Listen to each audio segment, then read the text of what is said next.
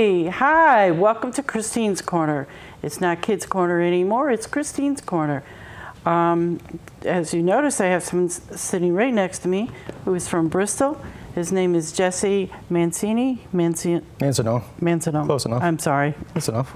I didn't mean to kill your name. No problem. I'm just going to read his bio first. Jesse Mancinone, Project Coordinator, Best for Bristol. Jesse was hired as the project coordinator for the coalition in November of 2016. Yes, ma'am. With over 10 years of experience in the prevention field, Jesse has provided prevention services to over 40 towns across the state. Wow, that's quite a bio there. His experience in the prevention field, combined with his familiarity with a drug-free community program, has helped the coalition make great strides since its formation in 2016. In addition to his experience in prevention, Jesse is also a licensed professional counselor and certified school counselor. Good for you. Thanks. His background in treatment and education has greatly informed his prevention work. He has extensive experience working with young people and a passion for affecting community change. The coalition is happy to have him on board and appreciates his enthusiasm for this work. Now, I didn't write this, to give Jesse credit. And the website, if you don't see it on the screen, is www.best, B-E-S-T, Bristol, B-R-I-S-T-O-L-E.com. bestforbristol.com. So thank you for giving me all that. Thanks for having me. I'm sorry it wasn't on paper. I ran out of daytime today. Oh, absolutely. What you do is phenomenal, drug prevention. Can you explain a little more what you do, how you do it, and where you go? Sure. As in the bio I mentioned, I've been in the prevention field for about 10 years, on and off, give or take. And the prevention field, the different coalitions that I've worked for, the work and the goals and the work has been similar, in the sense of, using a really evidence-based approach to really, at a grassroots level, to affect change, to ultimately reduce the percentages of young people that are turning to drugs and alcohol, and to create a culture of a drug-free environment and making that the norm versus a norm of, of use and so on and so forth. So how do you go about doing that? Do you go to schools and talk to them, or is it just, I can't say just the, like mayor or anyone, but how do you go about doing this? Well, it's the prevention work. It's complicated versus if you look at treatment. Someone might present for treatment for a drug and alcohol problem. They get referred. They go to treatment. The treatment's complete. They go home, and hopefully they're able to stay sober. With prevention's a little bit more tricky because it's harder to quantify it than with treatment. So it's kind of, the prevention field isn't quite as developed as the treatment field, although it is starting to get there. So in my capacity right now as project coordinator for Best for Bristol, which is Bristol eliminating substance abuse together. Thank you. That was the question. What is Best for Bristol? No, we're actually initially the Bristol Prevention Coalition. Okay. Has been around since the 1990s. 1990s, wow. The majority of towns in Connecticut, some of the smaller towns are grouped together, have what's called a local prevention council, which is every town basically has their own little mini drug and alcohol prevention council. A lot of folks don't know that. Bristol's was the Bristol Prevention Coalition. They did a lot of tremendous work in the 90s and in the 2000s. Eileen McNulty, who's the director of youth services, which is the agency for the city I work for, that the coalition is out of, along with the Boys and Girls Club. They had a lot of great services were put in across the city, as you were saying before, in the schools, but not only in the schools.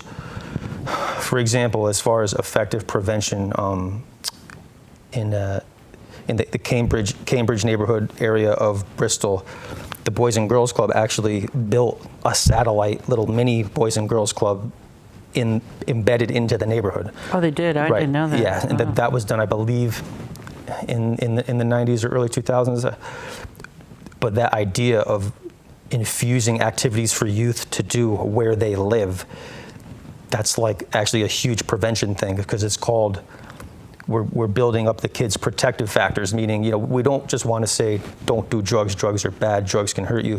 What we also want to say is, don't do drugs, but here are a bunch of other healthy activities that you can do that are actually going to help you be successful, versus, giving them other options than just saying, no, don't do it, type of a thing.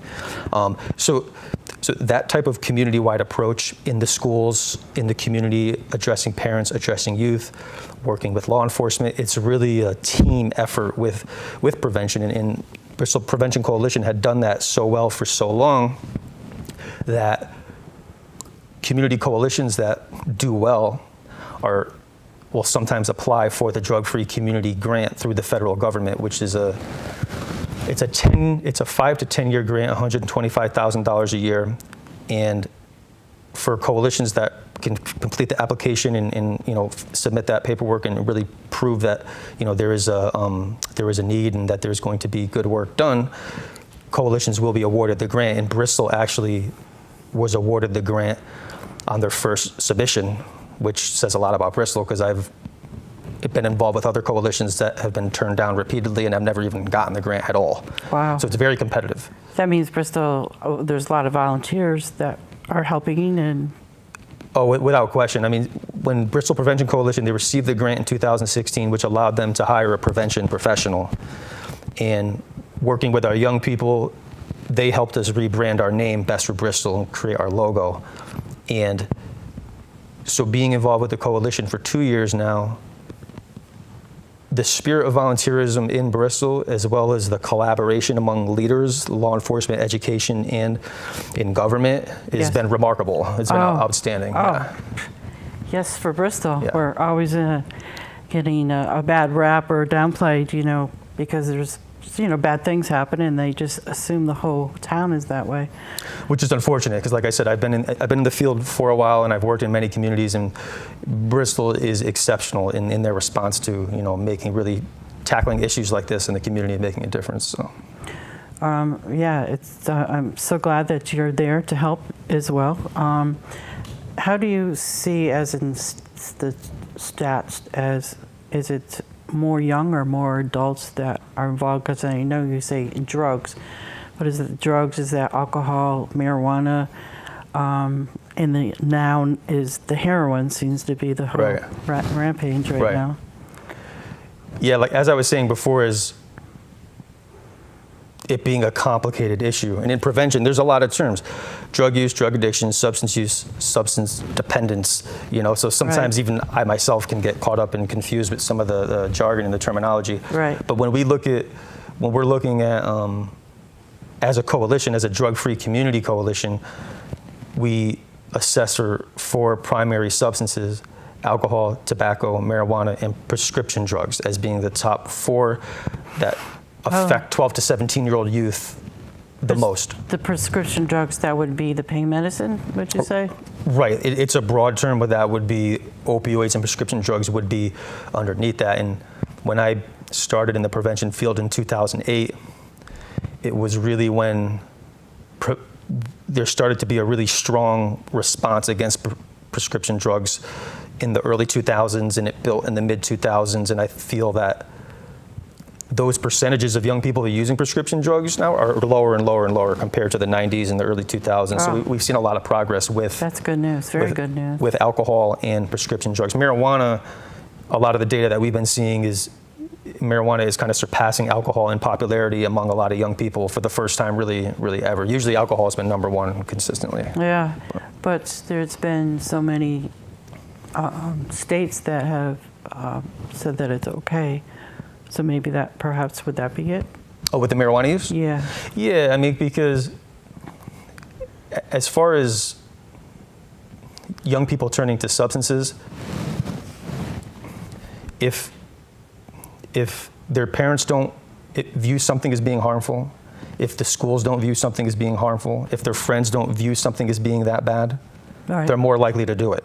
So if their parents or someone who's taking care of them are doing it, that's what you're saying? they see more people around them doing it, so they could be in their own home? I would say if it is in the own home, if the parents are using it, I would say the chances of them using it Greater. raise significantly. Right. If they say it's sure. okay, then it must be okay. For sure. I would say, the more acceptable it is, the more available it is, the more people are going to use it, and really kind of marijuana is really is a big challenge within the prevention community to address that issue right now, is particularly for what you're talking about. It's becoming, legal across many states across the country, and so it's been a Connecticut's struggle. working on, it's not through law yet, but No, I think it got, they're just debating right now. I'm not sure. yeah, it might have got knocked. I think it did get knocked down the past couple times, but I would imagine it would get continue Until they got what they wanted. put on there. So what's the age group that you work with? the grant, our primary focus is 12 to 17-year-old youth. So that's 6th grade through senior year in high school. Well, in high school too. Yeah. Because So when my sons were going to school, it was only grammar school, middle school, but yeah, I mean, typically when people think of prevention, they'll think DARE, the DARE program. DARE right? program. Dare to keep That's kids, what my kids were. Right. They went into the DARE program. which unfortunately, it does get a bad rep. Unfortunately, some of the research is showing that type of educational programming long term doesn't work fully, right? As far as permanently keeping kids removed or stopping from using substances. However, it does provide them with an initial education, and it's a really great program for building relationships between youth and law enforcement, which I think is really.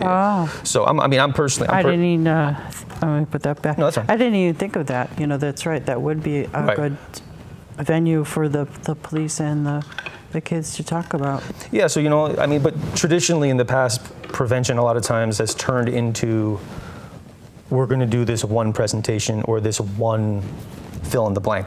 So what we're really trying to get into now is like multiple strategies across several different areas, like not just with the schools, but also parents in particular. So we focus on 12 to 17-year-old youth, 6th to 12th grade. So the farther in age a young person is before they have their first drink or use of a substance, like the younger they start, the more likelihood of them becoming dependent later on in life becomes. So if a young person has their first drink of alcohol by the time they're 12, their chances of developing alcoholism as they get older is astronomically higher. I don't have the data in front of me, but Right. 2 or 3 times higher. More? Oh. So like a lot of it is really getting youth to have their first drink closer and closer to 25, which is when we know the brain kind of stops developing. Yeah. So a lot of our efforts are developed in that 12 to 17-year-old gap, because that's where the brain development is so in its early stages that you can affect a lot of change by addressing that population versus putting all the effort on adult prevention. Right. That's pretty hard if they start that young. I mean, that'll change their whole chemistry. One in the DNA, well, not the DNA, but the chemistry of, trying to think and make good judgment calls. What have you noticed? Why would they be, especially so young, be involved with drugs, alcohol, and everything? Maybe something going on in their home or social life. Yeah, I mean that's. Do you work on that, or you just say, can we come into your office and you talk about it? Oh no, we definitely work on that, because a big part of our model is really getting down to what the root causes and conditions are, right? Like in order to get rid of a weed, you got to take it out by the root, Right. You don't just keep ripping off some of the leaves. Band-Aids, yeah. Right, and I think a lot of times certain types of prevention programming are just like ripping off the leaves, where, don't get me wrong, those one-time presentations are important and we promote them and we do them, but we look at them as one part of a larger strategy to take everything out by the root. So in some of the youth that we've done focus groups with in Bristol, and a lot of them have said the same thing, where they identified a lack of coping skills as a reason for why a lot of them are turning to use substances. Peer pressure as well. Some of it is peer pressure, you know, wanting to try something new. That's a good chunk of it. But one of the top ones across the board that they all said is they were all stressed out from academics from school, anxiety and depression, and a lack of coping skills. So, you know, so in hearing that from them, we worked with youth and other members in the coalition in the community to really develop. I didn't bring it with me here, but we actually created this really cool mindfulness card that we actually had some of our young people help us with, where it's really DBT kind of similar, right, similar from that, right, yeah, similar type of the wise mind. Exactly, yeah. So we basically thought it'd be a good idea to maybe take some of those ideas and to have that information available, ready to hand out to kids, because something like mindfulness, a really quick breathing technique that they can learn, is something that they can do really quickly in class, or if they're, you know, versus having to, have an anxiety attack in the middle, and they don't want that, so they'll cover it with drugs or drinking. Exactly. So we really want to educate them, provide them with healthy alternatives, and really create an environment create the healthiest environment possible that will facilitate positive, healthy youth development over the long term. Okay. What kind of coping strategies do you use? Well, I think specifically we honed in on the mindfulness. Specifically, I know a colleague of mine who was in another district. Certain districts have really embraced the idea. School districts have embraced the idea. I know one district actually I believe it's at their high school, they have a mindfulness room. Oh, a room. They do announcements, mindfulness meditation announcements on the overhead kind of speaker throughout the week. Yeah. So do you see how, like, what I was talking about before about, like, for example, instead of having someone just come in and tell them about mindfulness once, build a room that's there all the time. Right. So you change the culture of the place. Yes. So it's right now, not an easy thing to take in. I mean, you have to keep going over and over it. There's a lot to that whole theory. Right, and you need kind of everybody. That's good. They have a whole room. Yeah. So some districts have really, I think that district in particular, I forgot which one. I think they might have had a rash of suicides in a short period of time, so that really motivated them to kind of take some drastic action. Mm-hmm. So as far as what we're trying to do, I mean, as far as specific coping skills, like mindfulness is one of the big ones that we have focused on, and that we'll continue to focus on as we kind of progress forward. So you've been doing this for 10 years? Give or take, yeah. Is this your only town you've done? You said many towns, so. Correct. I worked for the regional action councils, which are, at one point there were 13 across the whole state. They were funded by the Department of Mental Health and Addiction Services.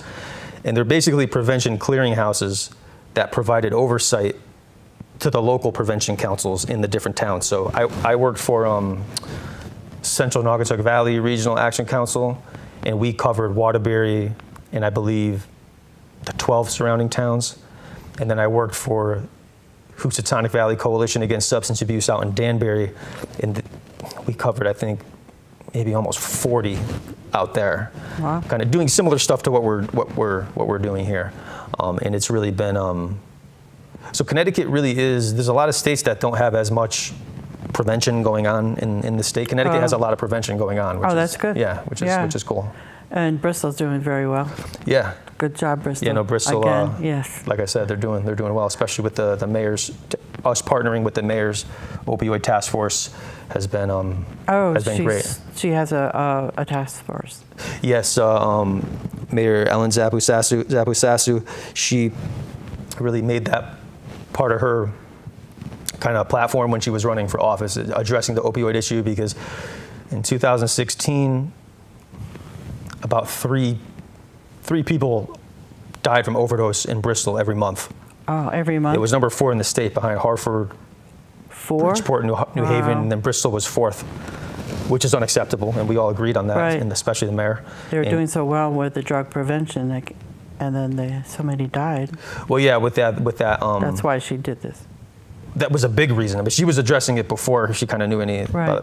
but she really delivered in following up with her promise, because her task force has been meeting for several months now, and we've collaborated with them. Me and my supervisor, we attend their meetings, and we're going to be together at Rockwell Park this weekend, kind of promoting our Oh yeah, information. Bristol's Rockwell Park Festival. Yeah. So the mayor's opioid task force has really, together, it's been a good collaboration, because we're really kind of covering all our bases. Us really focused with Best for Bristol, focused mainly on 12 to 17-year-old youth, alcohol, tobacco, marijuana, prescription drugs, and then the mayor's task force really looking at that, heroin, fentanyl, and Yes. among the adult population, because Methadone.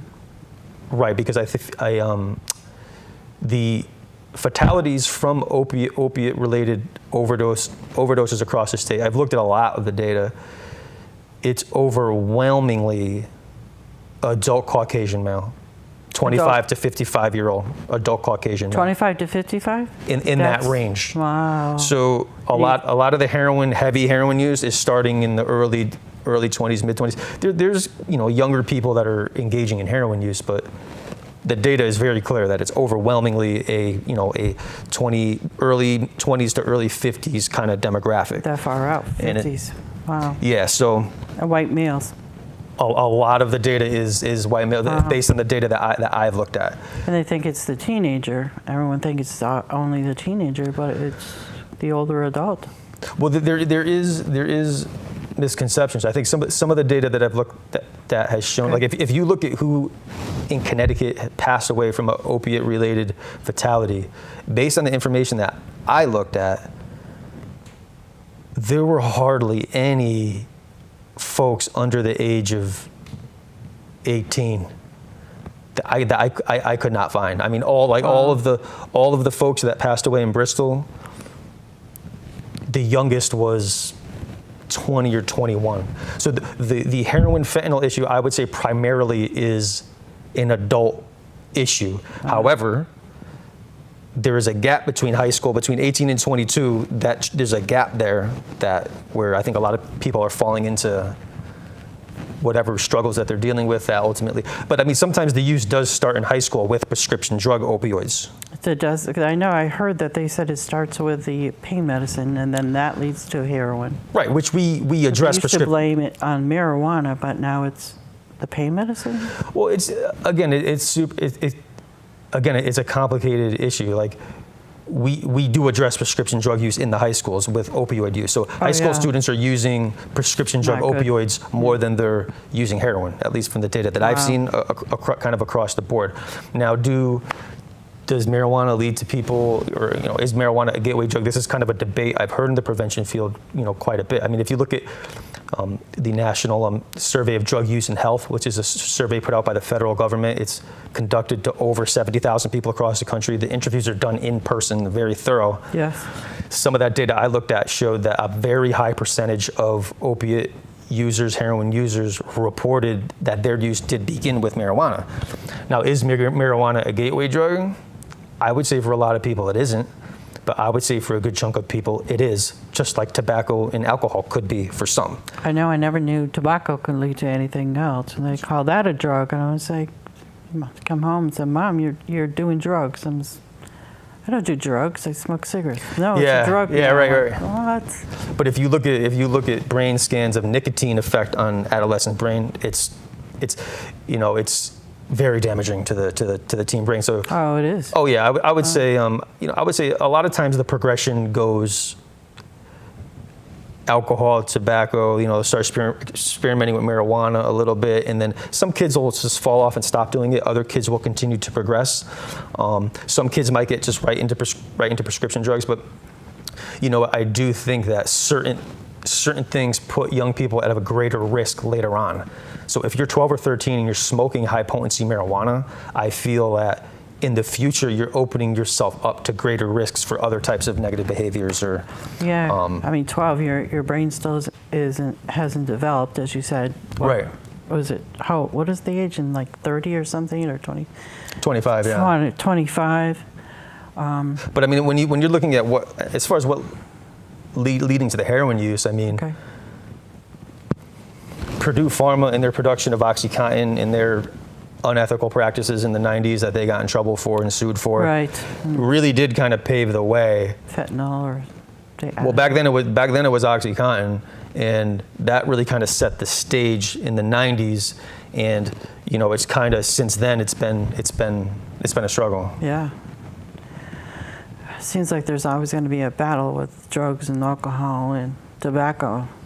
It's too bad we couldn't find that right combination to keep them off, everyone off, not just the young ones. Yeah. It's a vicious cycle. I mean, I think as long wherever there's people, there's going to be certain things that are going to happen, yeah. regardless of what anybody does. However, we can get the percentages down. Like, so some people will say, when you talk to some people about prevention, they'll say, well, you know, what's the use? You know, kids are going to do what kids are going to do anyway. Okay, that might be true, but you can greatly reduce the amount of them that are doing that. Yeah, right? good. I'm glad you still feel that way. Yeah. Because you can get burnt out and say, it just still happens, it still happens. Right. I can see that you're very strong and your attitude of, I'm going to prevent this. And Right. I give you a lot of credit for doing what you do. No, it's nice of you to say. Oh, absolutely. So if you want to give them more information, we only have 1 more minute. Sure. Of your, the website, what you do, where they can go. Mm-hmm. You said in Bristol, but I don't know exactly where Bristol. So if you want to let everyone know. Sure. Yes. So yeah, well, like again, my name is Jesse Mancinone, project coordinator for Best for Bristol, Bristol Eliminating Substance Abuse Together. We are a drug-free community coalition. We meet the 3rd Thursday of every month at Bridge Community Church. So shout out to Bridge Community Church and Pastor Todd over there, who's been awesome in hosting us there. Our focus is in Bristol, so we're seeking support from the Bristol community, from parents, from young people. If you or someone you know is passionate about this issue and wants to make a change in Bristol, definitely feel free to come check out a meeting. Also, all the information can be accessed on our website, which is www.bestforbristol.com, which is BEST, the number 4, Bristol, BRISTOL.com. It has all of our contact information on there. Has an awesome, actually cool video game that we did that our youth group helped us put together that definitely some of our younger people out there you might want to check out. It's a cool snowboarding game. And there's everything you need is on the website. We're in our 2nd year. We're building momentum, and we're really hoping to, in partnering with the mayor and the opioid task force, to really get ahead of this issue and to make a substantial difference in really continue to support our Bristol youth to develop and be successful. So, you said Bridge. Where is that located in Bristol? Bridge, I don't know, it's 43 School Street, I believe. Okay, Yeah. great. Yeah. Thank you again. Thank you. Please come back. Alrighty. Yeah, All right. absolutely. And thank you for watching Kids Corner. Oh, I'm sorry, Christine's Corner. I forgot already. It was too soon. So Christine's Corner. And I hope you enjoyed our show, and we'll see you again next week. Thank you. Thank you.